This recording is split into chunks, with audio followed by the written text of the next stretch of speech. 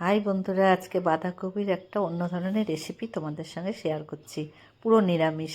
দেখো, আমি বাঁধাকপির ভিতরের দিকের অংশটা নিয়েছি আর ছোলার ডাল, কাঁচা লঙ্কা, অল্প আদা। ছোলার ডালটাকে ভিজিয়ে রাখতে হবে আর বাঁধাকপিটাকে ফুটন্ত জলে 1 ফুট দিয়ে নামিয়ে নিতে হবে। এবারে সবকটা একসঙ্গে মিক্সিতে পিষে নিতে হবে ভালো করে।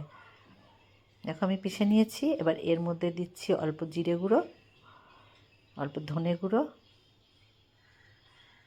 একটু শাহি গরম মশলা গুঁড়ো, আর দিচ্ছি সামান্য হলুদ। সবই অল্প অল্প করে, ছোট চামচের হাফ চামচ করে। আর দেবো পরিমাণ মতো নুন।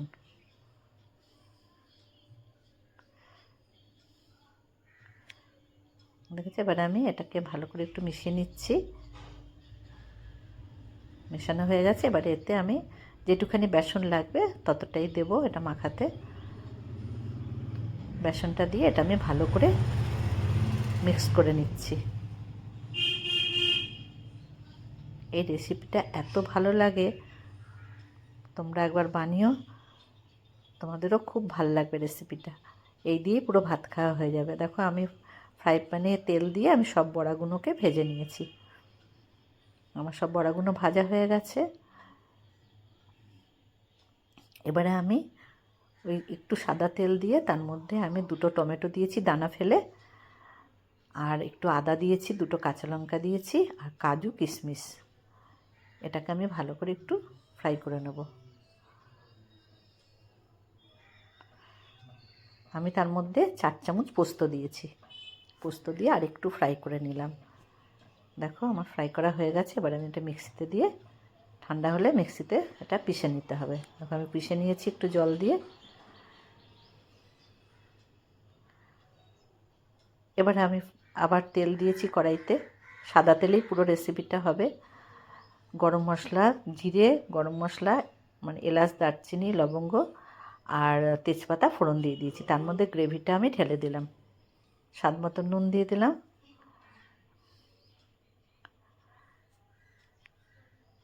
একটু কাশ্মীরি লঙ্কার গুঁড়ো এতে আমি দিলাম। দিয়ে এটাকে এবার আমি ভালো করে কষাবো। সুন্দর করে এটা কষাতে হবে। আঁচটাকে মিডিয়াম ফ্লেমেই রাখতে হবে। দেখো, সুন্দরভাবে আমার কষানো হয়ে গেছে। তেলটা উপরে ভেসে উঠেছে। একটু মিষ্টি দেবো। এসব তরকারিতে দেখবে একটু মিষ্টি হলে ভালো লাগে।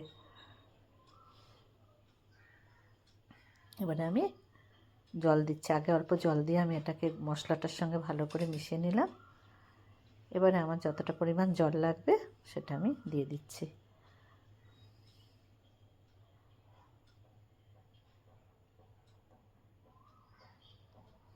দেখতেই পাচ্ছি আমি কতটা জল দিলাম। এবারে যখন ফুটে উঠবে তখন আমি এই বড়াগুলোকে দিয়ে দেবো।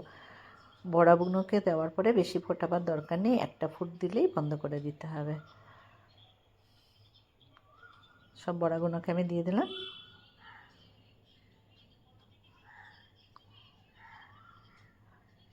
রেসিপিটা ভালো লাগলে তোমরা লাইক করো, আর বেল আইকনটা প্রেস করলে আমার সমস্ত নতুন পুরনো সব ভিডিও তোমরা দেখতে পাবে। দেখো, তেজপাতাগুলোকে আমি তুলে ফেলে দিচ্ছি, কেন তেজপাতাগুলো কোনো রাখার দরকার হয় না, পরে যা গন্ধ বেরোবার বেরিয়ে যায়। দেখো, ফুটে গেছে। এবারে আমি গ্যাসটাকে একদম স্লো করে দিলাম, বন্ধ করে দিলাম। দেখো কেমন লাগলো বন্ধুরা। এবারে আমি নামিয়ে এটা একটু কস্তুরি মেথি উপরে ছড়িয়ে দিলাম, আর দেব ফ্রেশ ক্রিম। যারা এখনও আমার চ্যানেলটাকে সাবস্ক্রাইব করোনি তারা অবশ্যই করে নিও।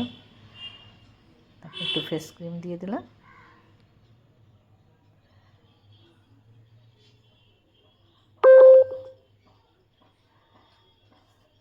ভালো থেকো সবাই।